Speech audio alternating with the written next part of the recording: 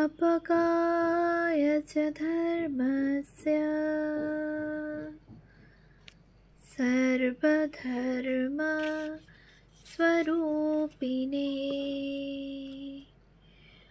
अवतारवरिष्ठाय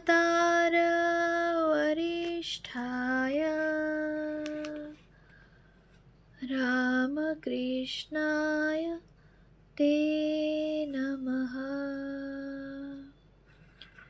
শ্রী শ্রী রামকৃষ্ণ কথামৃত দ্বিতীয় খণ্ড। তব কথামৃতম তপ্ত জীবনম কবিভিরীড়িতম কল্মষাপহম শ্রবণমঙ্গলম শ্রীমদাততম ভুবি গৃণন্তি ये ভুরিদা জানা। শ্রীমদ্ভাগবত গোপীগীতা, পৃষ্ঠা সংখ্যা 1115। শ্রী রামকৃষ্ণ ও শ্রীযুক্ত বঙ্কিম, প্রথম পরিচ্ছেদ। শ্রীযুক্ত অধরলাল সেনের বাড়িতে ঠাকুর শ্রী রামকৃষ্ণের ভক্ত সঙ্গে কীর্তনানন্দ ও শ্রীযুক্ত বঙ্কিমচন্দ্র চট্টোপাধ্যায় ইত্যাদির সঙ্গে কথোপকথন। আজ ঠাকুর অধরের বাড়িতে আসিয়াছেন। 22 অগ্রহায়ণ, কৃষ্ণা চতুর্থী তিথি, শনিবার, ইংরেজি 6 ডিসেম্বর 1884 খ্রিস্টাব্দ। ঠাকুর পুষ্যা নক্ষত্রে আগমন করিয়াছেন। অধর ভারী ভক্ত। তিনি ডেপুটি ম্যাজিস্ট্রেট। বয়ক্রম 29-30 বৎসর হইবে। ঠাকুর তাহাকে অতিশয় ভালোবাসেন। অধরেরও কি ভক্তি! সমস্ত দিন অফিসের খাটুনির পর মুখে ও হাতে একটু জল দিয়াই প্রায় প্রত্যহই সন্ধ্যার সময় ঠাকুর শ্রী রামকৃষ্ণকে দর্শন করিতে যাইতেন। তাহার বাড়ি শোভাবাজার বেনেটোলা। সেখান হইতে দক্ষিণেশ্বর কালীবাড়িতে ঠাকুরের কাছে গাড়ি করিয়া যাইতেন। এইরূপ প্রত্যহ প্রায় 2 টাকা গাড়ি ভাড়া দিতেন। কেবল ঠাকুরকে দর্শন করিবেন, এই আনন্দ। তাহার শ্রীমুখের কথা শুনিবেন, এমন সুবিধা প্রায় হইত না। পৌঁছিয়ায় ঠাকুরকে ভূমিষ্ঠ হইয়া প্রণাম করিতেন। কুশল প্রশ্নাদির পর তিনি মা কালীকে দর্শন করিতে যাইতেন। পরে মেঝেতে মাদুর পাতা থাকিত, সেখানে বিশ্রাম করিতেন। ঠাকুর নিজেই তাহাকে বিশ্রাম করিতে বলিতেন। অধরের শরীর পরিশ্রমের জন্য এত অবসন্ন থাকিত যে তিনি অল্পক্ষণ মধ্যে নিদ্রাভিভূত হইতেন। রাত্রে 9টা-10টার সময় তাহাকে উঠাইয়া দেওয়া হইত। তিনিও উঠিয়া ঠাকুরকে প্রণাম করিয়া আবার গাড়িতে উঠিতেন। তৎপরে বাড়ি ফিরিয়া যাইতেন। অধর ঠাকুরকে প্রায়ই শোভাবাজারের বাড়িতে লইয়া যাইতেন। ঠাকুর আসিলে তথায় উৎসব পড়িয়া যাইত। ঠাকুর ও ভক্তদের লইয়া অধর খুব আনন্দ করিতেন ও নানা রূপে তাহাদিগকে পরিতোষ করিয়া খাওয়াইতেন। একদিন ঠাকুর তাহার বাড়িতে গিয়াছেন। অধর বলিলেন, আপনি অনেক দিন এ বাড়িতে আসেন নাই। ঘর মলিন হইয়াছিল, যেন কি একরকম গন্ধ হইয়াছিল। আজ দেখুন ঘরের কেমন শোভা হয়েছে, কেমন একটি সুগন্ধ হইয়াছে। আমি আজ ঈশ্বরকে ভারী ডেকেছিলাম। এমন কি চোখ দিয়ে জল পড়েছিল। ঠাকুর বলিলেন, বলো কি গো? ও অধরের দিকে সস্নেহে তাকাইয়া হাসিতে লাগিলেন। আজও উৎসব হইবে। ঠাকুরও আনন্দময় ও ভক্তেরা আনন্দে পরিপূর্ণ। কেননা যেখানে ঠাকুর উপস্থিত সেখানে ঈশ্বরের কথা বই আর কোনো কথাও হইবে না। ভক্তেরা আসিয়াছেন ও ঠাকুরকে দেখিবার জন্য অনেকগুলি নূতন নূতন লোক আসিয়াছে। অধর নিজে ডেপুটি ম্যাজিস্ট্রেট। তিনি তাহার কয়েকটি বন্ধু ডেপুটি ম্যাজিস্ট্রেটকে নিমন্ত্রণ করিয়া আনিয়াছেন। তাহারা নিজে ঠাকুরকে দেখিবেন ও বলিবেন যথার্থ তিনি মহাপুরুষ কিনা। ঠাকুর শ্রী রামকৃষ্ণ সহাস্য বদনে ভক্তদের সহিত কথা কহিতেছেন। এমন সময় অধর কয়েকটি বন্ধু লইয়া ঠাকুরের কাছে আসিয়া বসিলেন। অধর বঙ্কিমকে দেখাইয়া ঠাকুরের প্রতি, মহাশয়, ইনি ভারী পণ্ডিত, অনেক বই টই লিখেছেন, আপনাকে দেখতে এসেছেন। ইহার নাম বঙ্কিমবাবু। শ্রীরামকৃষ্ণ সহাস্যে, বঙ্কিম, তুমি আবার কার ভাবে বাঁকা গো? বঙ্কিম হাসিতে হাসিতে, আর মহাশয়, জুতোর চোটে। সকলের হাস্য। সাহেবের জুতোর চোটে বাঁকা। বঙ্কিম ও রাধাকৃষ্ণ যুগল রূপের ব্যাখ্যা। শ্রীরামকৃষ্ণ, না গো, শ্রীকৃষ্ণ প্রেমে বঙ্কিম হয়েছিলেন, শ্রীমতীর প্রেমে ত্রিভঙ্গ হয়েছিলেন। কৃষ্ণরূপের ব্যাখ্যা কেউ কেউ করে শ্রী রাধার প্রেমে ত্রিভঙ্গ। কালো কেন জানো? আর 14 অত ছোট কেন? যতক্ষণ ঈশ্বর দূরে ততক্ষণ কালো দেখায়। যেমন সমুদ্রের জল দূর থেকে নীল বর্ণ দেখায়, সমুদ্রের জলের কাছে গেলে ও হাতে করে তুললে আর কালো থাকে না, তখন খুব পরিষ্কার সাদা। সূর্য দূরে বলে খুব ছোট দেখায়, কাছে গেলে আর ছোট থাকে না। ঈশ্বরের স্বরূপ ঠিক জানতে পারলে আর কালোও থাকে না, ছোটও থাকে না। সে অনেক দূরের কথা, সমাধিস্থ না হলে হয় না। যতক্ষণ আমি তুমি আছে ততক্ষণ নাম রূপও আছে, তারই সব লীলা। আমি তুমি যতক্ষণ থাকে ততক্ষণ তিনি নানা রূপে প্রকাশ হন। শ্রীকৃষ্ণ পুরুষ, শ্রীমতী তাঁর শক্তি, আদ্যা শক্তি। পুরুষ আর প্রকৃতি। যুগল মূর্তির মানে কি? পুরুষ আর প্রকৃতি অভেদ, তাদের ভেদ নাই। পুরুষ প্রকৃতি না হলে থাকতে পারে না, প্রকৃতিও পুরুষ না হলে থাকতে পারে না। একটি বললেই আর একটি তার সঙ্গে সঙ্গে বুঝতে হবে। যেমন অগ্নি আর দাহিকা শক্তি। দাহিকা শক্তি ছাড়া অগ্নিকে ভাবা যায় না, আর অগ্নি ছাড়া দাহিকা শক্তি ভাবা যায় না। তাই যুগল মূর্তিতে শ্রীকৃষ্ণের দৃষ্টি শ্রীমতীর দিকে ও শ্রীমতীর দৃষ্টি কৃষ্ণের দিকে। শ্রীমতীর গৌর বর্ণ বিদ্যুতের মতো, তাই কৃষ্ণ পীতাম্বর পরেছেন। শ্রীকৃষ্ণের বর্ণ নীল মেঘের মতো, তাই শ্রীমতী নীলাম্বর পরেছেন। আর শ্রীমতী নীলকান্ত মণি দিয়ে অঙ্গ সাজিয়েছেন। শ্রীমতীর পায়ে নূপুর, তাই শ্রীকৃষ্ণ নূপুর পরেছেন।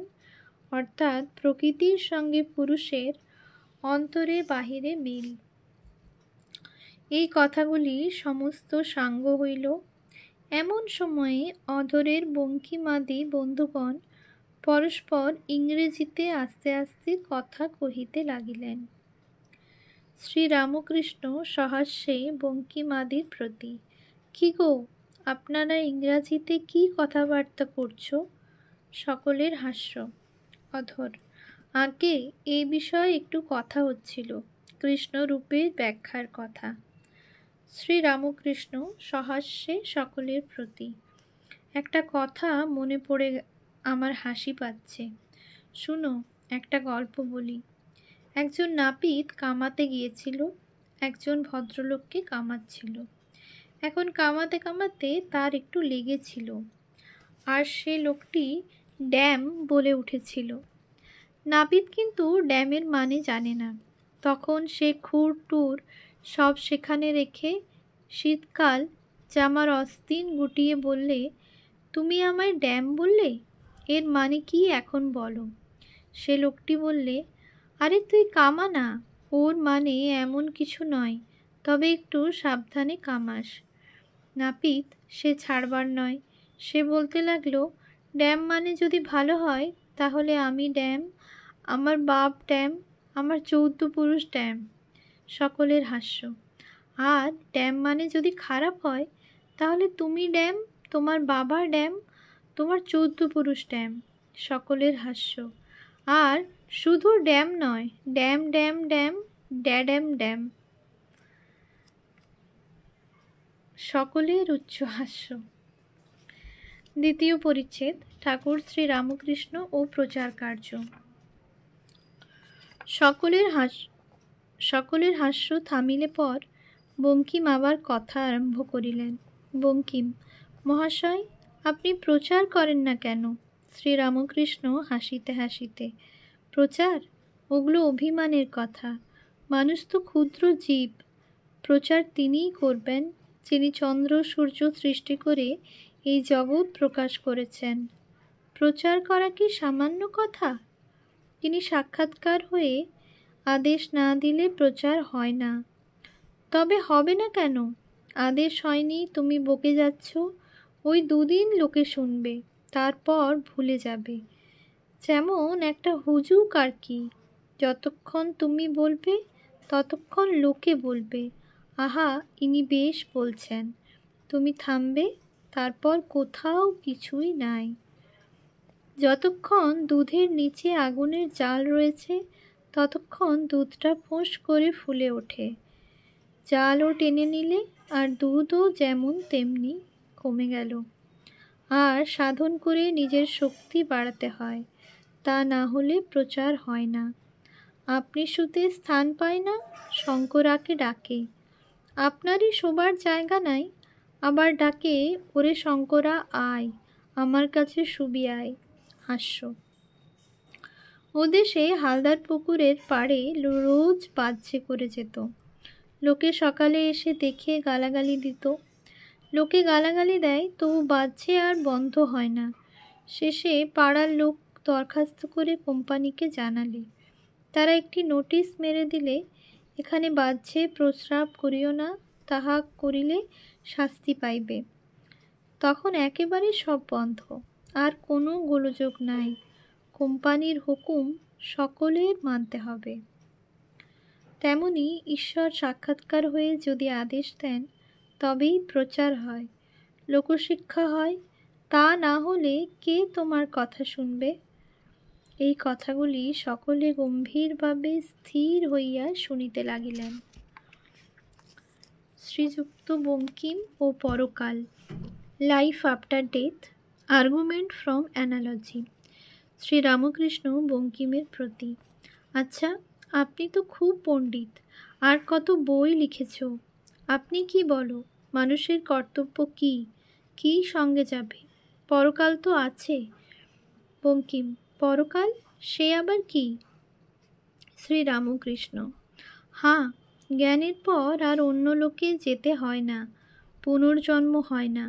কিন্তু যতক্ষণ না জ্ঞান হয়, ঈশ্বর লাভ হয়, ততক্ষণ সংসারে ফিরে ফিরে আসতে হয়। কোনো মতে নিস্তার নাই। ততক্ষণ পরকালও আছে। জ্ঞান লাভ হলে, ঈশ্বর দর্শন হলে মুক্তি হয়ে যায়, আর আসতে হয় না। সিঁধনো ধান পুঁতলে আর গাছ হয় না। জ্ঞানাগ্নিতে সিদ্ধ যদি কেহ হয়, তাকে নিয়ে আর সৃষ্টির খেলা হয় না। সে সংসার করতে পারে না, তার তো কামিনী কাঞ্চনে আসক্তি নাই। সিঁধনো ধান আর খেতে পুতলে কি হবে? বঙ্কিম হাসিতে হাসিতে: মহাশয়, তা আগাছাতেও কোনো গাছের কাজ হয় না। শ্রীরামকৃষ্ণ: জ্ঞানী তা বলে আগাছা নয়। যে ঈশ্বর দর্শন করেছে সে অমৃত ফল লাভ করেছে।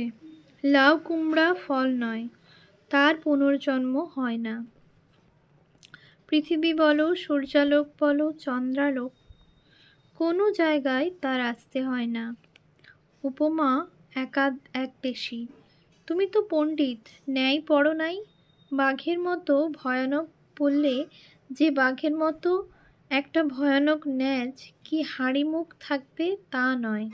সকলের হাস্য। আমি কেশব সেনকে ওই কথা বলেছিলাম। কেশব জিজ্ঞাসা করলে, মহাশয়, পরকাল কি আছে?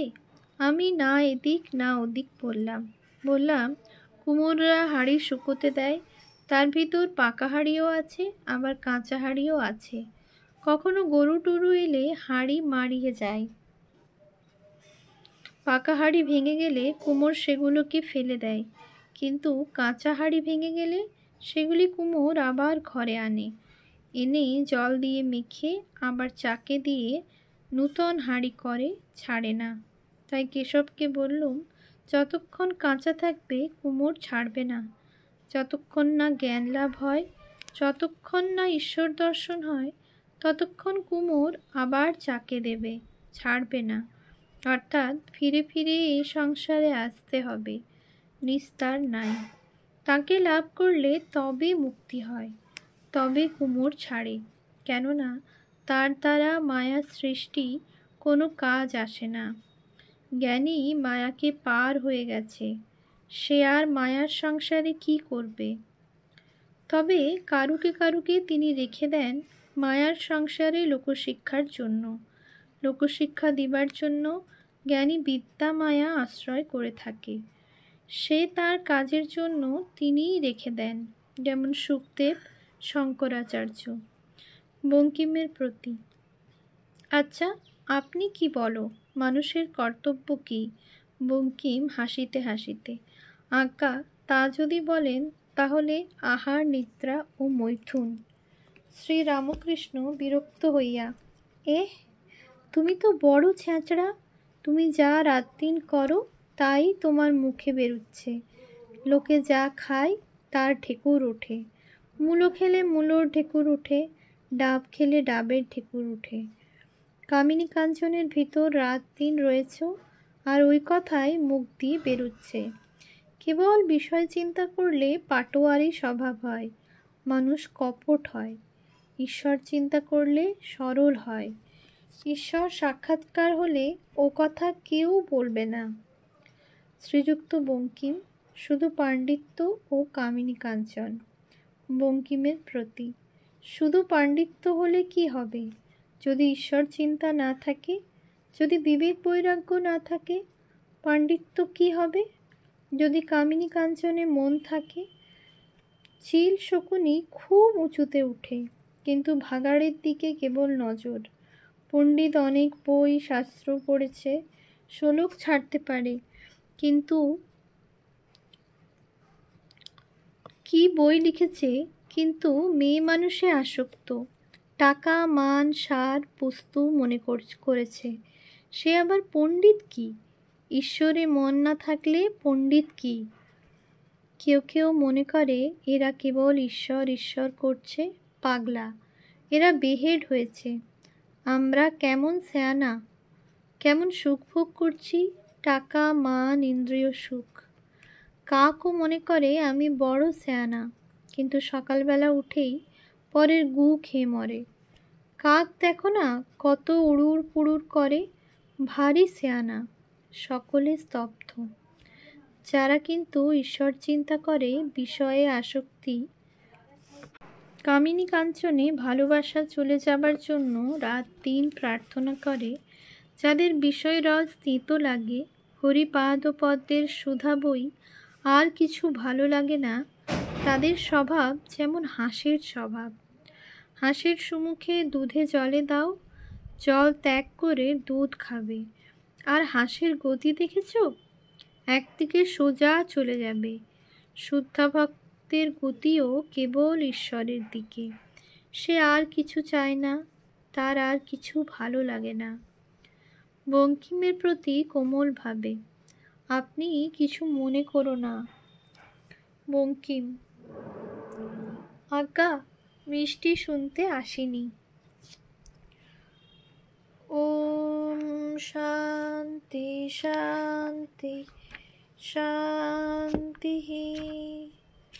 হরি ওম তৎসৎ। শ্রীরামকৃষ্ণার্পণমস্তু।